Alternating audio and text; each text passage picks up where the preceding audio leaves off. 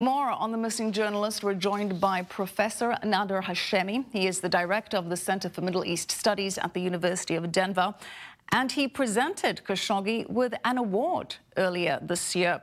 Thanks for being with us, Professor Nader. So clearly you know this journalist well. Turkish officials say that a 15-person Saudi team arrived in the country to kill him.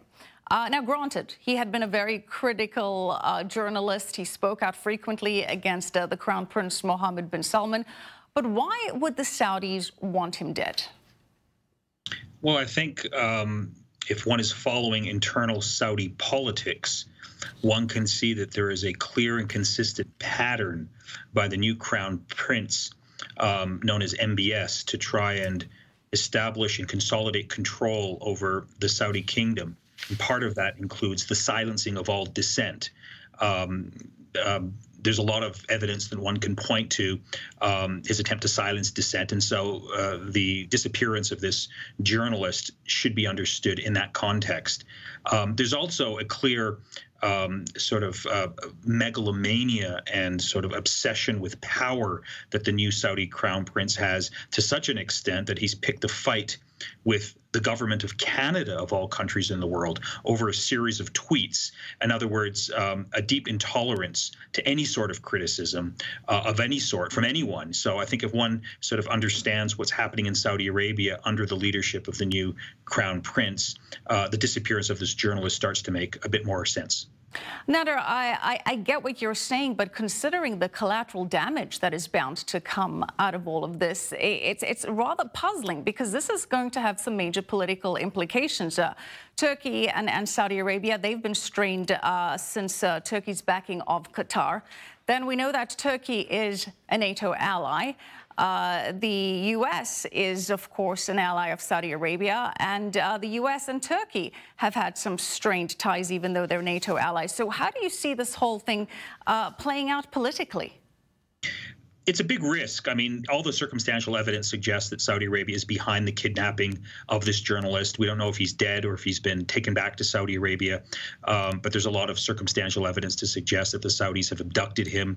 And it's a huge risk, you're right, for the reasons that you've stated, to think that Saudi Arabia could pull this off. A Washington Post columnist, someone who's very well known with a lot of ties, and there wouldn't be any consequences, raises a lot of questions. My own best guess is that the current Crown Prince of Saudi Arabia is so drunk on power and so confident that Donald Trump is in his back pocket that he doesn't believe there'll be any consequences whatsoever. And I think he's probably proceeded under those assumptions. And so it remains to be seen whether the emerging and global outcry over what Saudi Arabia appears to have done will shake the Saudi kingdom to come clean and reveal what exactly happened to Jamal Khashoggi. Well, Nader, to that point, pressure is mounting on the U.S. To get involved here. Do you think that they should, and how so? Well, the United States is, Saudi Arabia's biggest backer. There's obviously a very close and intimate relationship between the Saudi royal family, particularly the Crown Prince, and the Trump administration. I suspect if Donald Trump were to get on the phone and say this is not acceptable, reveal what you know about the fate of this journalist, or our relationship will be fundamentally, changed, then I think the Saudi royal family will get a message. So I think the United States can play an important role here. Whether it's willing to do so remains to be seen. I suspect that Trump has no interest in human rights and probably doesn't want to get involved. But the growing global pressure, particularly from within the United States and among journalists, I think is going to force the United States to take a position. But that remains to be seen. Yeah, it's curious why the Saudi consulate just won't release the CCTV footage, if they indeed have that, proving that he left the consulate. So that is certainly a development to watch out for. Professor Hashemi, thank you so much for being on Clear Cut tonight. We appreciate it.